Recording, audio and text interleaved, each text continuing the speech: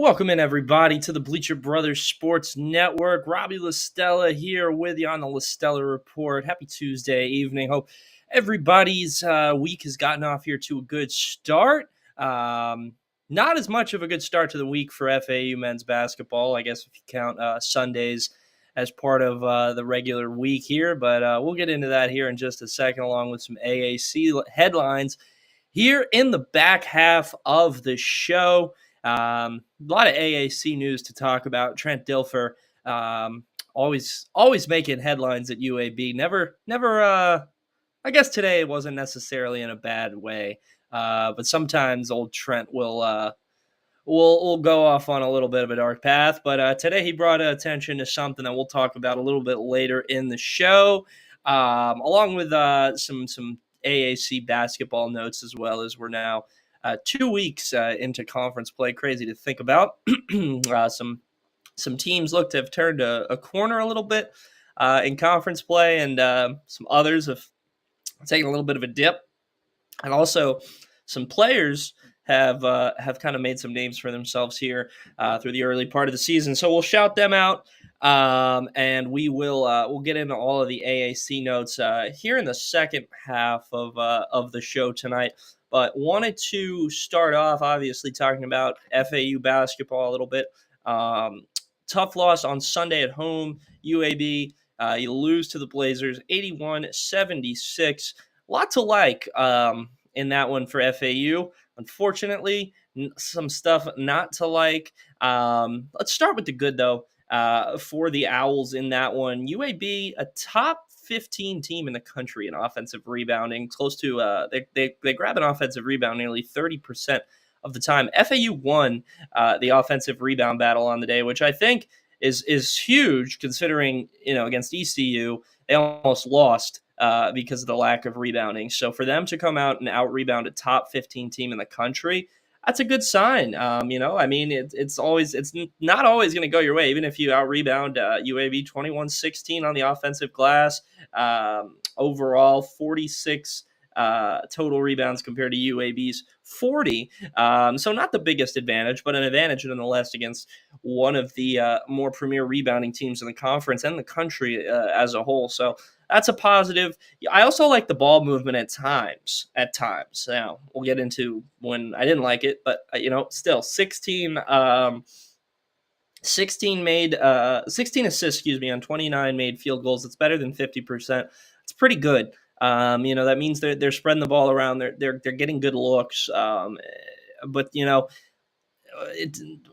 we'll get into the negative. I still got one more positive I want to touch on, and that is, the diversity in scoring that they're getting still. When the offense has been at the best this year, it's when the guys are scoring all over the place. I mean, Caleb Glenn with 13 off the bench. Montas was 7 and 5 off the bench, which, not the most gaudy stat line, but still, it's good to see that, he can kind of step in there and accept that role. As an international guy, it may not be the easiest at times to go to the bench.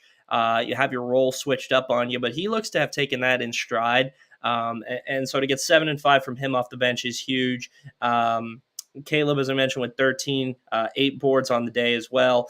The surprising thing with me in terms of bench scoring as UAB, Nico Moretti only had one shot. He made it too. Hit that triple, and he was definitely playing a little bit more of a facilitator role. Had 3 assists as well.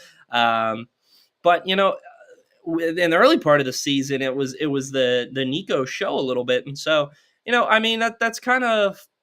Part of this offense is not every night it's going to be the Nico show, but still only one shot is still a little bit surprising to me. But outside of that, you get Kiki Tandy, who really, really played a great game, in my opinion. Had 4 triples, in my opinion. Seemed like more, but he was clutch. It hasn't been a perfect season by any stretch for Kiki, but this is that game against UAB is something he could potentially build on. Just seemed like he had it going a lot in the first half, slowed down a little bit in the second, but early on in that game, he was pivotal for the Owls to kind of stay in that one. And then obviously the 2 big guys, Trey and Baba, both had huge games. Bob more in the second half, only had 10 on the day, but 8 of those coming in the second half, along with Trey Carroll, who finished with 20. His seventh 15 or more scoring game in the last 8. Just been an impeccable run here for Carroll over the past couple of games, and we'll talk about him more here in a second. But to have him and Baba both going in the second half was a huge reason why they were able to even come back in that game. But the lack of triples in the second half to go from 50% to below 30%, that's going to hurt. And the offense, did find its footing, was able to come back from 12 down. But getting into some of the negatives, to go without a field goal over the final 4 minutes, had some discombobulation, some turnovers, some questionable shots. And, that's what Jake has talked about after the game a little bit. Kind of walked that back in the post game or in the weekly press conference on Monday, which I understand that too. It wasn't entirely the shot selection, but there was definitely an issue at times. Late in that game, there was some questionable takes to the rim that could have been passed out and potentially led to a more open shot. So didn't finish strong. To me, that's the big thing. And that's really the only negative when you really look at the statistics. I mean, yeah, Yaks had a big game. I mean, he had 22, 10, and 7, almost a triple-double. He's not an easy guy to slow down. They forced some turnovers on him late, which was good. That one that Trey did where it bounced off his foot and he got the crowd going. I thought that was huge. That was impeccable. But not enough to really disrupt him in the entire game. But really the only negative to me is the fact that they went without a field goal over the final 4 minutes. I mean, FAU was up 2 with the ball with under 3 to go, and they just were never able to score again. I believe they did score one more. Caleb Glenn, I believe, split a pair of free throws, but that was it after that. And so, this is still a bit of a new team, right? I mean, they are a lot more cohesive and gelled than they were even going back to the Charleston tournament. But there's still times where, it's not perfect. This isn't a well-oiled machine just yet. You see times where it's looking like it's getting there. And then you have, an unfortunate 4-minute stretch like you did at the end of the UAB game where you got to go back to the drawing board. And, I know it's never good to lose at home, but, it's not the end of the world. It really isn't. You want to win them all, obviously. But in my opinion, there was enough positives from this loss that, outside, like as I said, outside of those last 4 minutes, impeccable job to come back. Outside of spotty 3-point shooting in the second half and the drought over the final 4 minutes, I thought it was a pretty good game from FAU, if I'm being honest. I'm still blown away by winning the rebound battle. I think that is a sign that this team is fighting. Now, whether that's going to be enough to win more AAC games, I don't know. But they've adjusted on the fly, which I think is important. As I mentioned, against the ECU game, they gave up 25 offensive boards and almost lost because of it. Now they're almost winning because of their ability to rebound. So I think that's a very, very positive sign. Obviously, you want to turn some of these close games to wins, and they've been doing that on the road. Just got to find a way to close this one out next time when you're at home. Now, going on the road to Tulane, unfortunately for FAU, this season they've never been able to only lose 1 in a row. They've lost 2 in a row, 3 in a row, and 2 in a row so far this season. And that's a little bit of an unfortunate trend because that would mean that FAU is slated to lose this game versus Tulane. They lost at UCF, at Charleston, then they lost in the neutral site to Drake, neutral site to Seton Hall, and then at home versus FGCU. And most recently, they lost to on the road against Michigan State and at home versus Memphis. So they lost at home versus UAB. If history proves true, unfortunately, they will lose this game to Tulane, but that's not, can't bank on history. The other history is the fact that FAU went out and beat ECU and Charlotte on the road, and specifically against Charlotte, they're pretty dominant. So, I don't know if I want to read too much into those 2-3-2 loss pattern a little bit, but, getting into this Tulane game, it's still going to be a battle. I do truly think that Tulane, just like UAB, has turned a corner.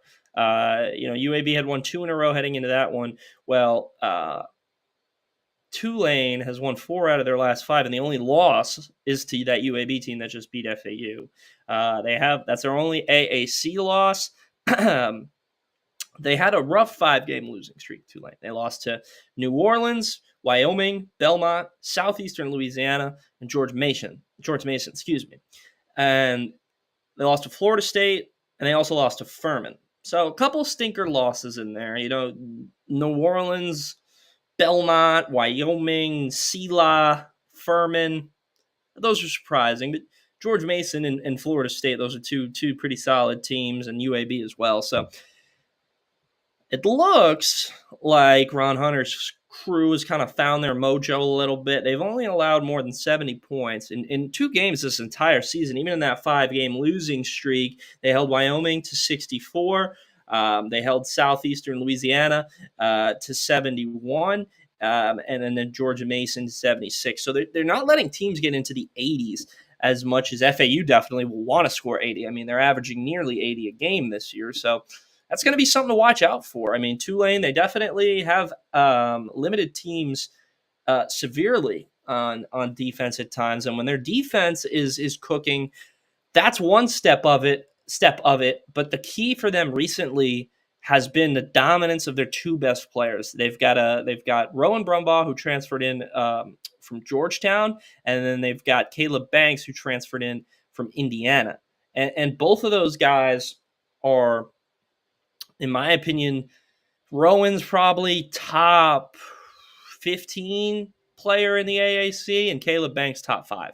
And so those are 2 really talented players who have played at the highest level. Didn't play a ton, did Caleb Banks, but Rowan played a bunch last year for Coach Cooley's squad in Georgetown. So, those are 2 guys now that are heating. They both scored over 15 or more in all 5 of their last 5 games.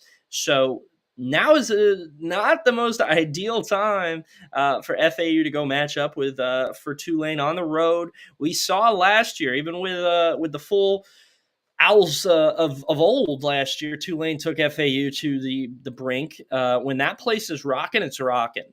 Tulane fans, I mean, they're normally known for their football right now, especially with some of the basketball struggles they've had. But when they're there and they're in there in force, we saw the entire student section, not just a couple, not just the swim team, not the entire student section last year got up and went and tried to distract Elijah Martin on the game-winning free throw attempts. Now, did it work? Nah, he went and drilled all 3 of them. Owls went on the road. But, that just shows what kind of determination can come from these Tulane fans when they're in it. I talked with Isaac Popper from the Tulane NIL Collective yesterday, and if they come to this game, that's going to add an X factor for sure.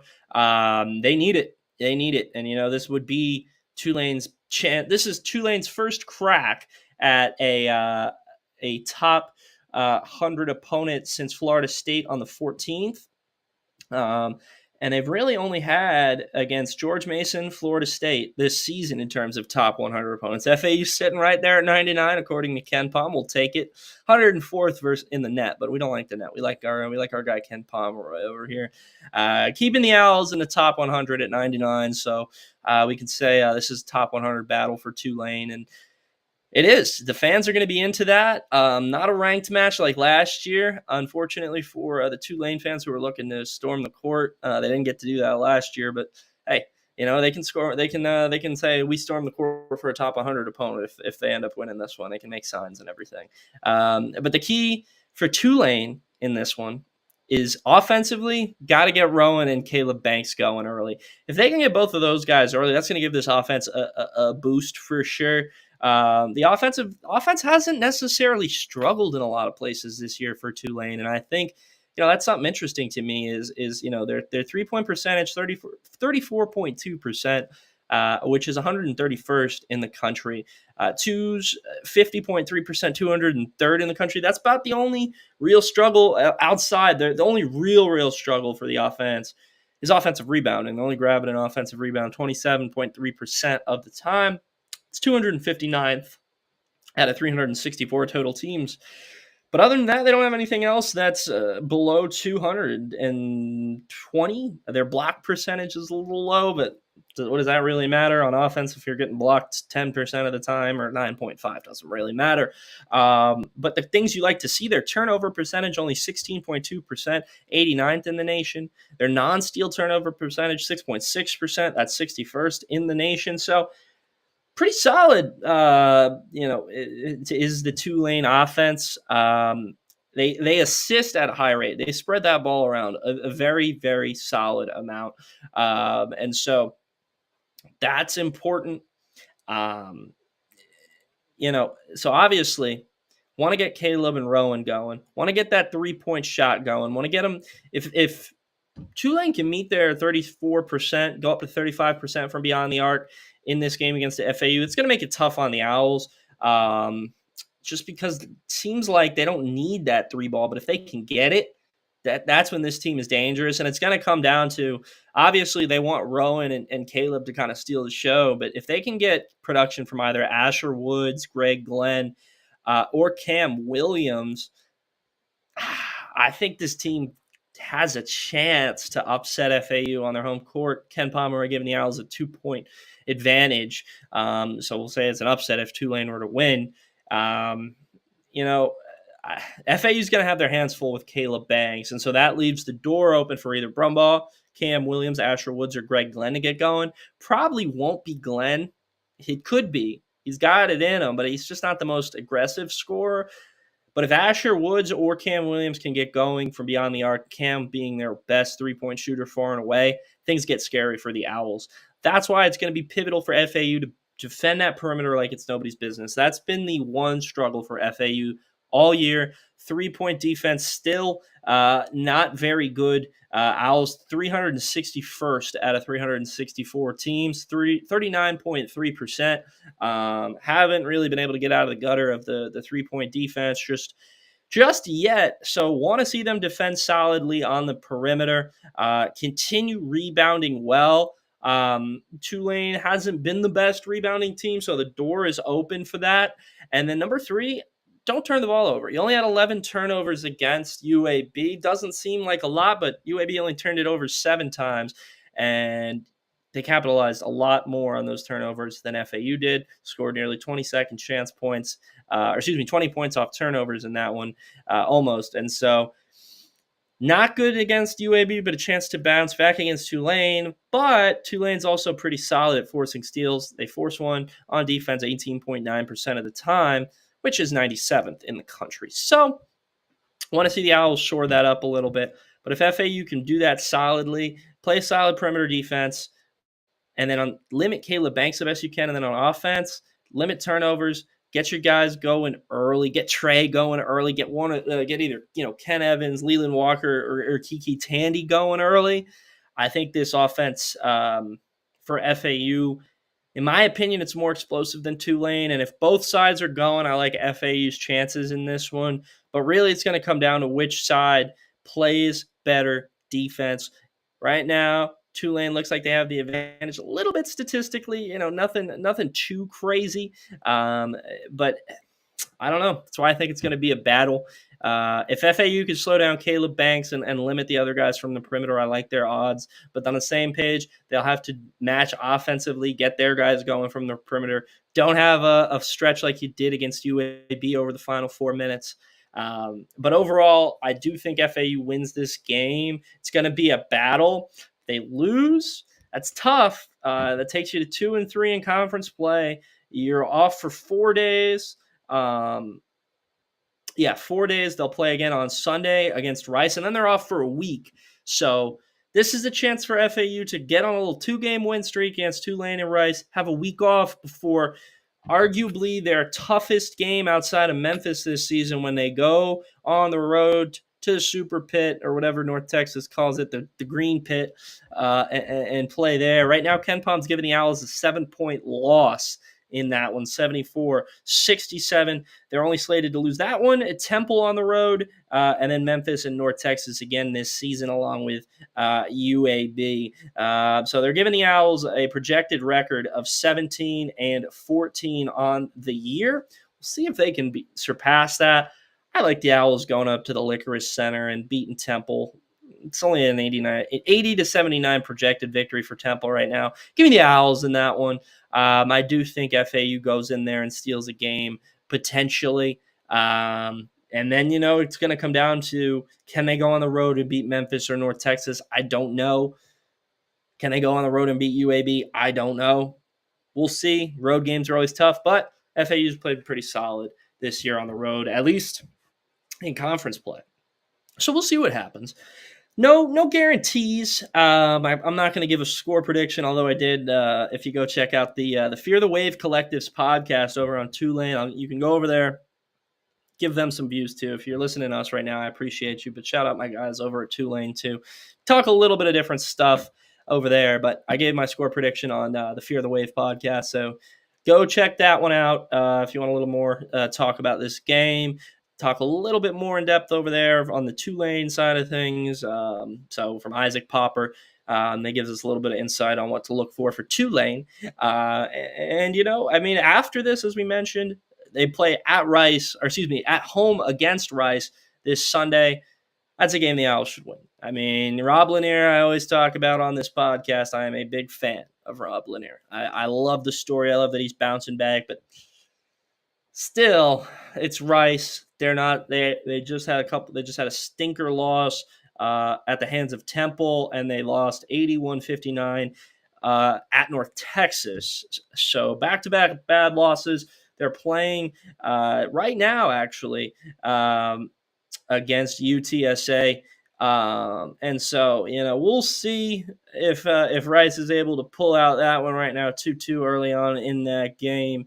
25-22. My score app was behind there a little bit. So 25-22, UTSA has the lead.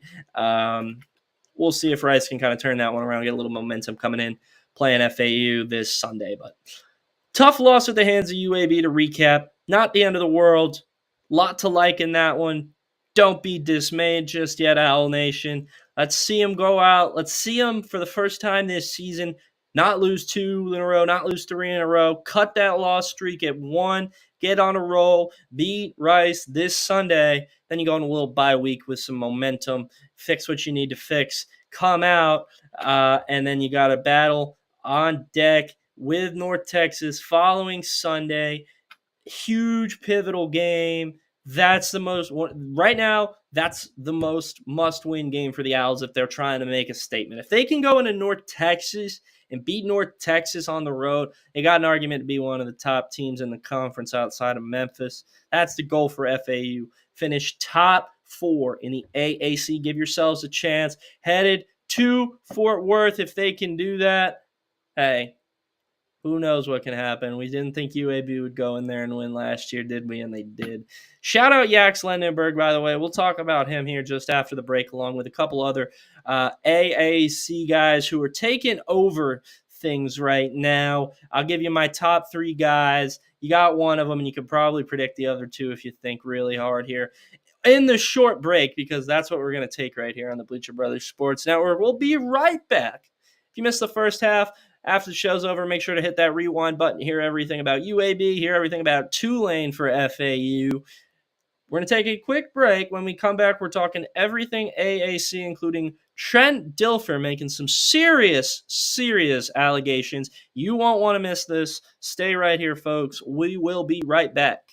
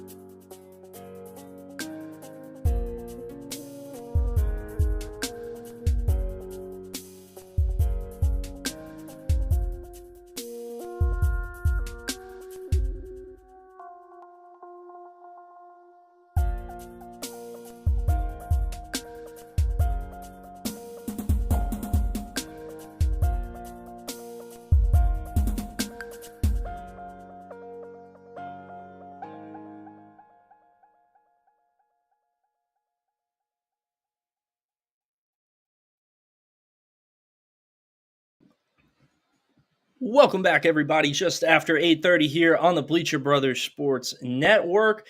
Busy week last week in the AAC as a whole. Last time we talked to you was last Tuesday, so we've had a week full of games, including some that are in action right now. We've got some battles on deck. East Carolina in a battle with North Texas right now.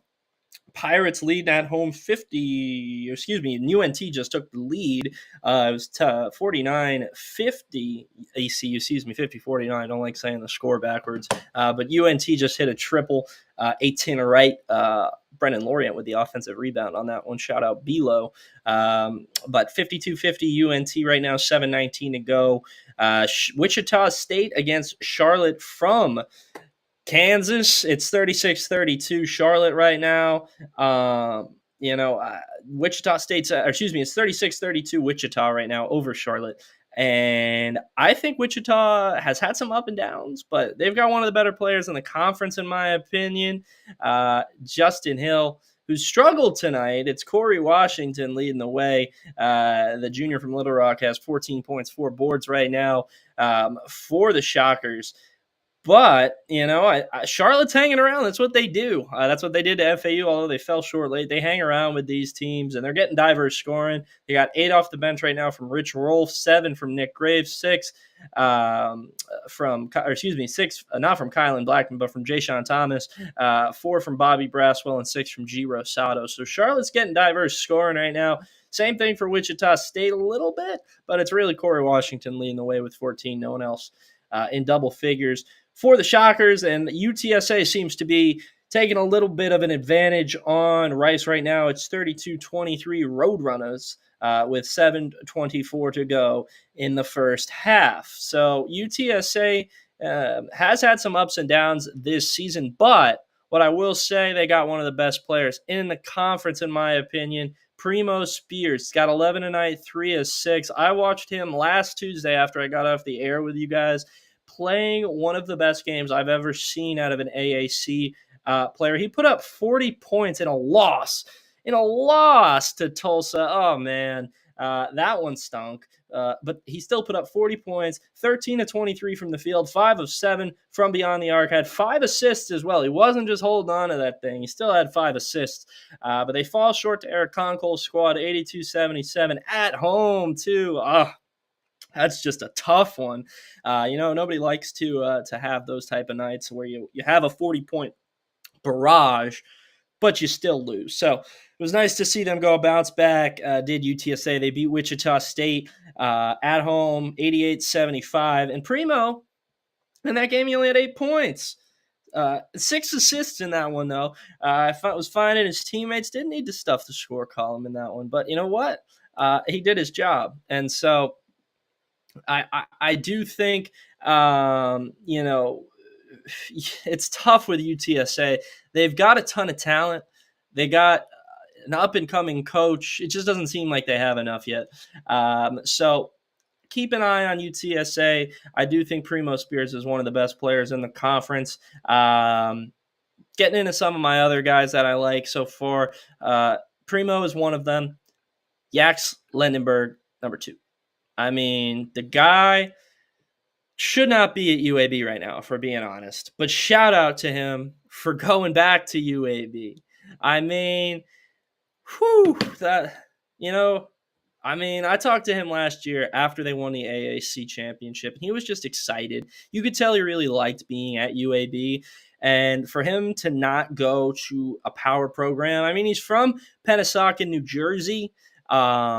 If Rutgers didn't try to pair him up with Ron Harper, Ace Bailey, I don't know what they're doing.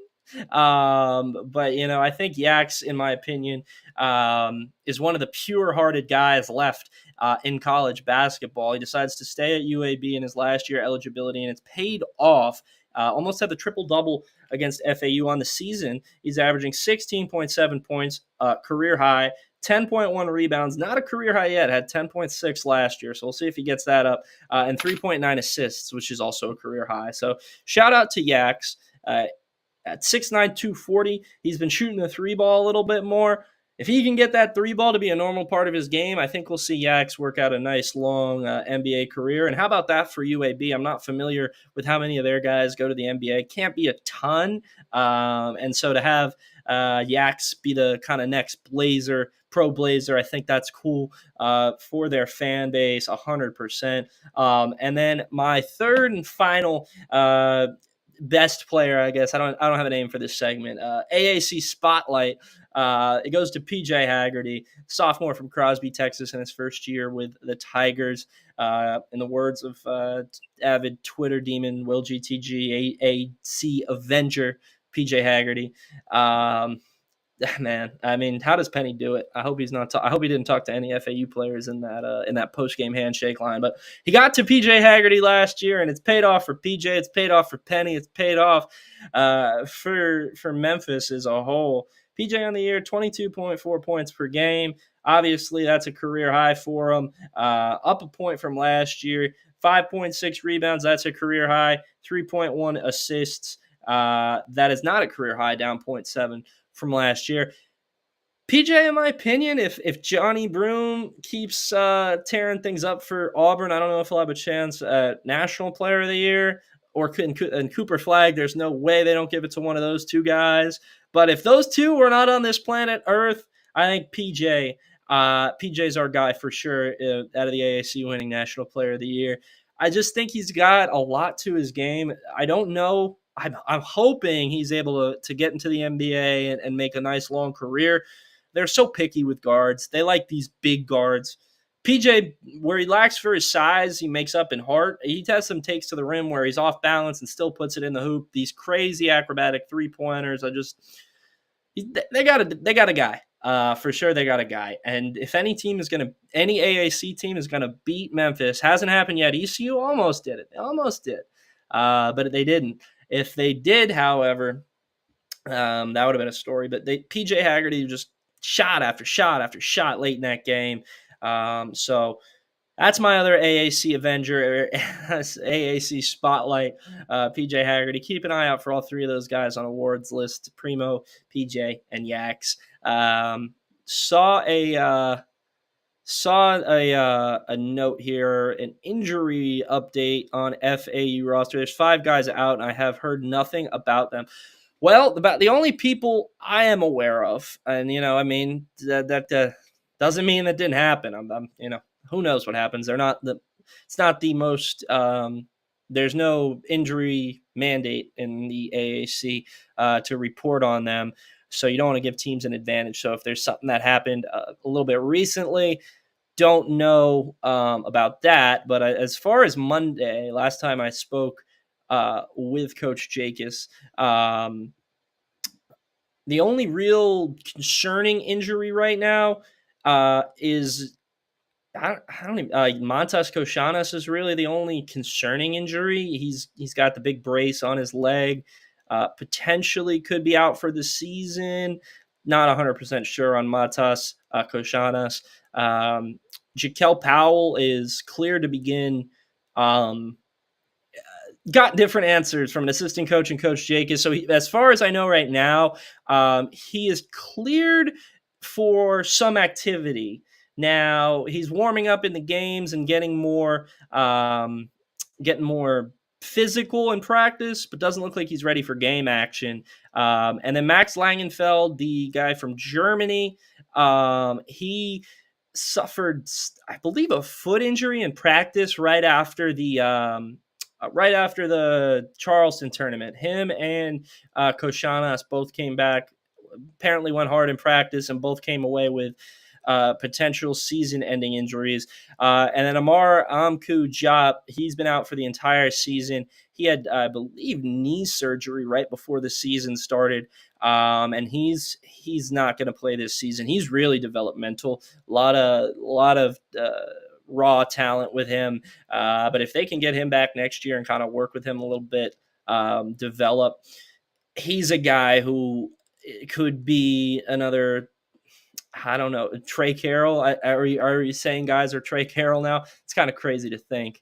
But in terms of breaking out on this FAU roster, it could be him next year. A lot to like in his game. But the only guy I know off the top of my head that is going to come back from injury is Jaquel Powell. Now, whether he gets significant minutes, I don't know.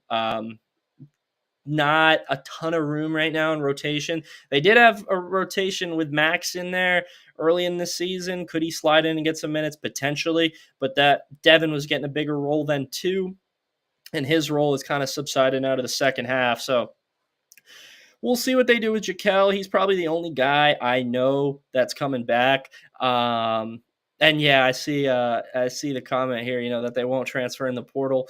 You never know. You never know. Coaches, they won't have any film, but maybe there's some crazy coaches out there that are doing these types of things. But I do agree there won't be as many agents involved trying to get moves to happen.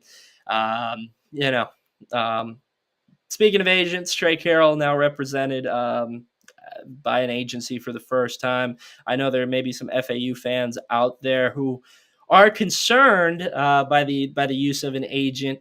Don't be concerned yet, obviously, with things that have happened in FAU basketball history.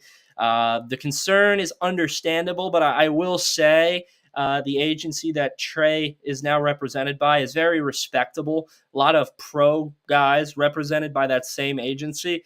And for me personally, with the whole NIL agency nonsense, which sometimes it can be nonsense, not the whole thing.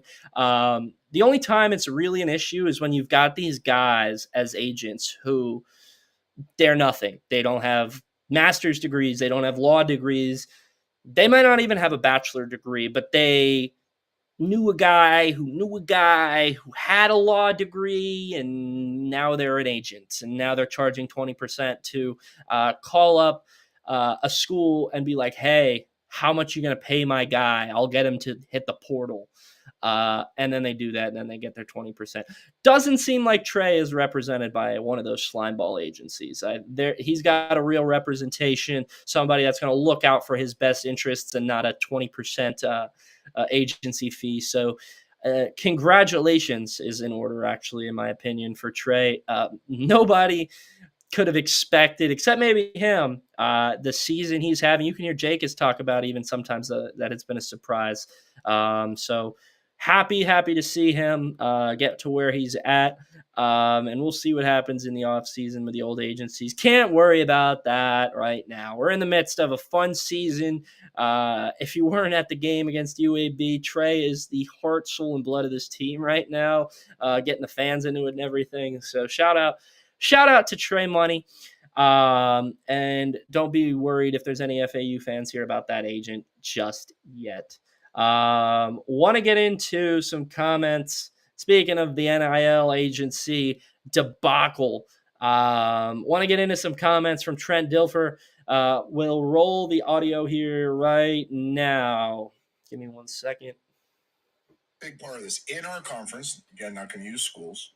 We have two teams that will go to our roster and sign double or triple what these guys can make on our roster and make them backups on their roster so that we can't have them.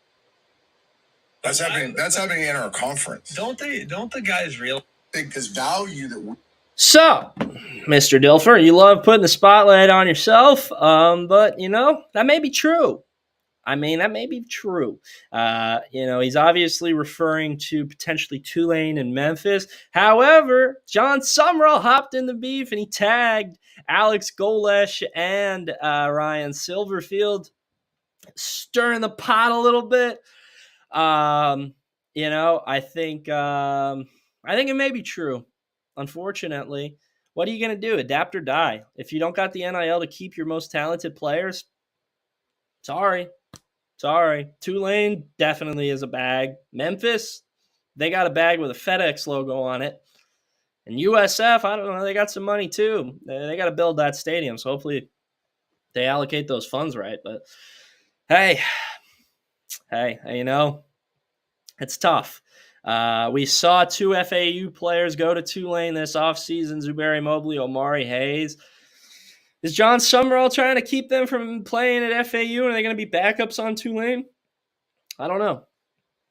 We talked with Isaac Popper from the Green Wave Collective yesterday, and It doesn't seem like either of them are shoot in for a guaranteed starting role. It sounds like there's going to be an RB by committee. Omari's got a little bit more of an open path with Mario Williams and Yul Keith Brown both out of eligibility, so he's got an open slot role there for the Green Wave. But still, they're going to bring in talent at receiver as well, and the quarterback situation right now at Tulane's a little murky, so we'll see what happens. I'm wishing them both the best. They're both really talented players, but I don't necessarily think that John Summerall signed them just to stash them away from FAU.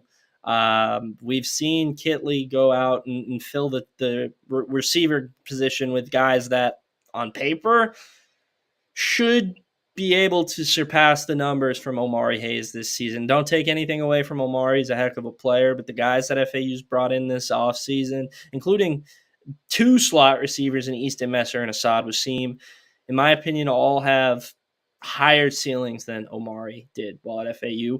And that also is impacted by the fact that the quarterback play figures to be a lot better than what Omari did. I think that's the most impressive thing, is that Omari was able to put up the numbers he did with three different quarterbacks, all who had up and down tenures. And his best one, Kaysen, I don't even think Omari played all the games that Kaysen was in. So, yeah, I mean, congratulations, John Summerall, if that's the plan on keeping them and stashing them. Do I think that Tulane, Memphis, and USF can do that if they wanted to? Yeah, 100%. But I don't think it's a huge problem. I mean, if UAB had a guy that wanted to go to Tulane and Memphis for X amount of dollars, and it was really, really, really, really important for the Blazers to keep that guy, they'd keep him. They'd figure out the NIL and keep that guy. They're not just going to let their best player walk to a conference opponent unless there's no keeping him. And if there's no keeping him at all, then where's the argument there, Trent? So, yes, I do understand where he's coming from. That's frustrating, and I'm sure the NIL is not rolling in right now at UAB because the fan base hates John Summerall, or hates Trent Dilfer, excuse me. But not as big of a problem as I think. To me, the only thing that solves this is revenue sharing and a cap on revenue sharing. Then they just can't throw money at guys. Apparently, they can't just apparently throw money at guys if they want to. They'll have to figure out their money a little bit smarter. So interesting take from Trent Dilfer for sure. Now, I don't know if that's actually an issue, though. 8:52 here on the Bleacher Brothers Sports Network. Just a couple minutes remaining here tonight, folks, with you. Wanted to touch on some AAC games to watch for this week. Obviously, UTSA, Rice, Charlotte, Wichita State, North Texas, ECU in action right now. Tomorrow, UAB, South Florida, FAU, Tulane. Two really good games. Make sure to tune in to both if you can. Get your two screens out. I like FAU. And I like UAB tomorrow. So that should be some pretty good odds if you put it in a parlay and smoke it. And on Thursday, you got Memphis at Temple. Temple doing a whiteout. Jamal Mashburn, got to watch for in that one for Temple, but I still like Memphis, 18th ranked team in the country. They're used to Super Bowls at this point. Give me the Tigers on the road over Temple. On Saturday, you got Tulsa, South Florida. Give me South Florida at home in that one. UTSA at home versus North Texas. Give me UTSA in that one, I think. Primo Spears figures out a way to crack the UNT defense, and they defend their home court. And Wichita State at home versus ECU. Give me the Pirates on the road, pulling off the upset over the Shockers. The Pirates have had some close calls recently. I think they find a way to get that. And then on Sunday, you got Rice, FAU. Give me the Owls of Florida Atlantic in that one. You got Tulane, Temple. Give me Temple at home in that one. That's an ESPNU game. Interesting. And then Memphis, Charlotte. Give me, although I think Charlotte puts up a fight at home, give me Memphis again on the road. No games on Monday, and that'll take us back to next Tuesday. Folks, thank you so much for taking some time to hop on with us here. We'll see you guys again next week. Make sure to stay tuned to our partner, FAU Owl's Nest, this Friday. We got Brett Dewhurst, the defensive coordinator for FAU, coming on We're recording it Friday afternoon. It'll be at your viewing fingertips Friday evening. Make sure to check that out to hear from the Owls' new defensive coordinator. His first time calling defensive plays. That should be interesting. But folks, once again, thank you so much for taking some time to hop on with us tonight. If you missed the first half of the episode, we're talking everything FAU, ECU, or excuse me, UAB. We talked the game itself. Tulane, we talked the upcoming matchup. In the second half, we talk a lot of AAC players to watch for, Trent Dilfer's comments, and some highlights from a couple of teams we mentioned. So make sure to tune back in if you missed any of it. It'll be all available to be replayed right on YouTube, folks, on the Bleacher Brothers Sports Network. We'll see you next time. For everyone, all the producers, all the crew here at the Bleacher Brothers Sports Network, thanks. And we will see you guys again next week. Make sure to stay right here on the dial. You got the Joe Q Show coming up in just 5 minutes. Folks, see you next week. I'm Robbie Lastella.